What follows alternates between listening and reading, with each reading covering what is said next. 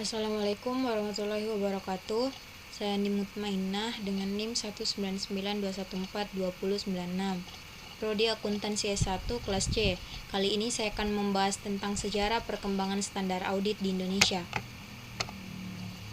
Akuntansi baru dikenal di Indonesia pada awal tahun 1950-an, ketika perindustrian di Indonesia sedang ramai didirikan.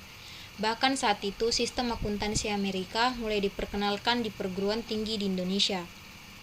Namun pada masa penjajahan Belanda, Indonesia belum begitu mengenal audit dikarenakan saat itu jumlah perusahaan yang ada masih terbilang minoritas. Walaupun demikian, perusahaan-perusahaan Belanda saat itu tetap mengikuti model pembukuan dari negaranya. Selanjutnya, perkembangan standar audit. Tahun 1972, Ikatan Akuntan Indonesia berhasil menerbitkan norma pemeriksaan akuntan yang disahkan di dalam Kongres ketiga Ikatan Akuntan Indonesia.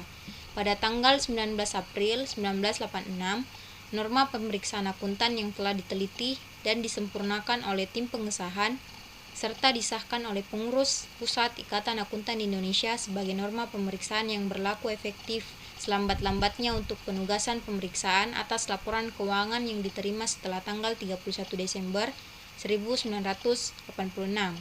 Tahun 1992, Ikatan Akuntan Indonesia menerbitkan norma pemeriksaan akuntan edisi revisi yang memasukkan suplemen nomor 1 sampai dengan nomor 12 dan interpretasi nomor 1 sampai dengan nomor 2. Indonesia merubah nama Komite Norma Pemeriksaan Akuntan menjadi Dewan Standar Profesional Akuntan Publik.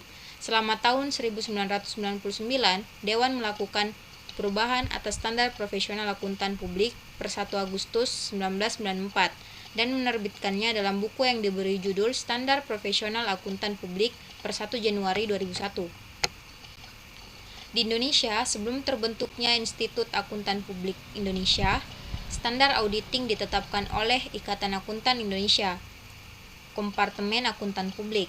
Setelah terbentuknya IAPI yang secara resmi diterima sebagai anggota asosiasi yang pertama oleh IAI pada tanggal 4 Juni 2007 serta diakui oleh pemerintah Republik Indonesia sebagai organisasi profesi akuntan publik yang berwenang melaksanakan ujian sertifikasi akuntan publik, penyusunan dan penerbitan standar profesional dan etika akuntan publik, serta menyelenggarakan program pendidikan berkelanjutan bagi seluruh akuntan publik di Indonesia melalui Peraturan Menteri Keuangan Nomor 17/PMK.01/2008 pada tanggal 5 Februari 2008. Selanjutnya, standar auditing berupa Standar Profesional Akuntan Publik (SPAP) disusun dan diterbitkan oleh IAPI.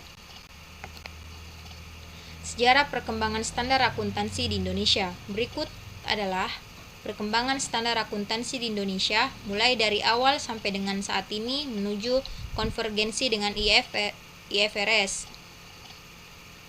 Pertama, di Indonesia selama dalam penjajahan Belanda tidak ada standar akuntansi yang dipakai.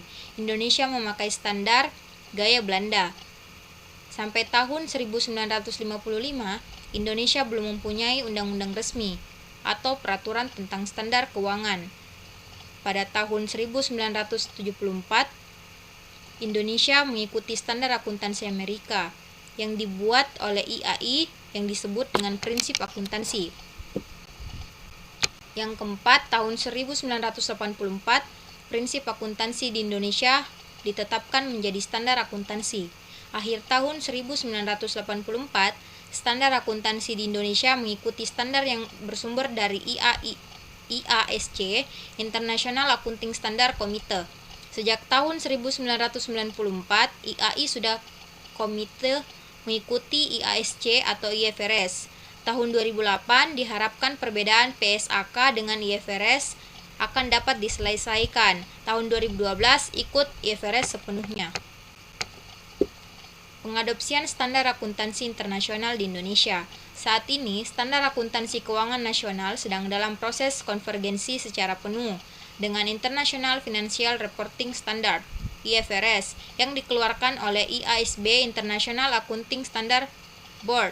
Oleh karena itu, standar arah penyusunan dan pengembangan standar akuntansi keuangan ke depan akan selalu mengacu pada standar akuntansi internasional tersebut. Posisi IFRS yang sudah diadopsi hingga saat ini akan diadopsi pada tahun 2009 dan 2010 adalah seperti yang tercantum dalam daftar-daftar berikut ini. Ikatan Akuntan Indonesia merencanakan untuk konvergensi dengan IFRS mulai tahun 2012. Untuk itu, Dewan Standar Akuntansi Keuangan sedang dalam proses merevisi 3 PSAK.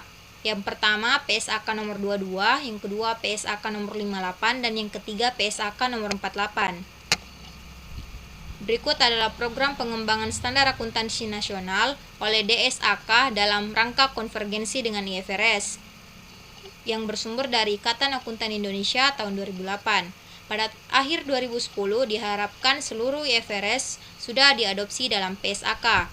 Tahun 2011 merupakan tahun penyiapan seluruh infrastruktur pendukung untuk implementasi PSAK yang sudah mengadopsi seluruh IFRS. Tahun 2012 merupakan tahun implementasi di mana PSAK yang berbasis IFRS wajib diterapkan oleh perusahaan-perusahaan yang memiliki akuntabilitas publik. Namun, IFRS tidak wajib diterapkan oleh perusahaan-perusahaan lokal yang tidak memiliki akuntabilitas publik. Pengembangan PSAK untuk UKM dan kebutuhan spesifik nasional didahulukan. Efek penerapan internasional accounting standar terhadap laporan keuangan. Terima kasih, sekian. Assalamualaikum warahmatullahi wabarakatuh.